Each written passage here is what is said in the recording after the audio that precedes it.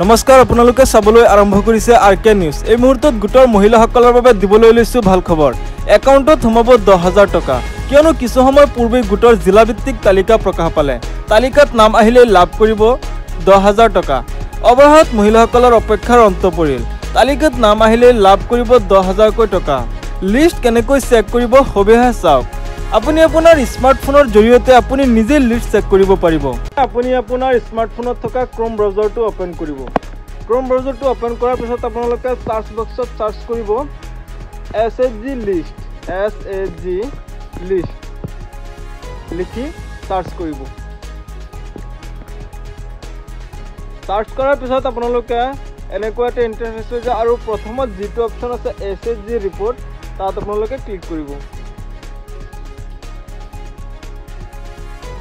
Click কৰাৰ পিছত আপোনালোকে এনেকুৱা এটা ইণ্টাৰফেচ পাই যাব আৰু ইয়াত আছে state Assam, serial number, new ৰিচিয়েল আৰু প্ৰি NRLM। আপোনালোকে যোনটো ষ্টেটৰ হয় সেই ষ্টেটটো ইয়াৰ পৰা চিলেক্ট কৰি ল'ব।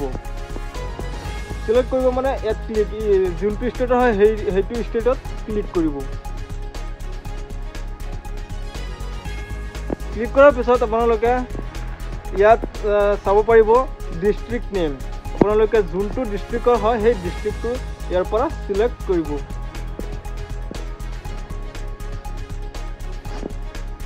তাৰপিছত আপোনালোকে নিজৰ ব্লক চিলেক্ট কৰিব।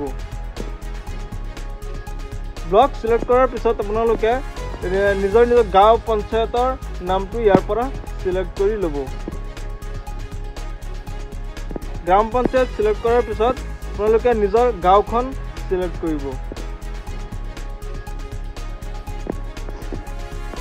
তাৰপিছত আপোনালোকৰ গোটৰ নামটো মানে যোনটো গ্ৰুপ হয় সেই গ্ৰুপটো মানে চিলেক্ট কৰিব।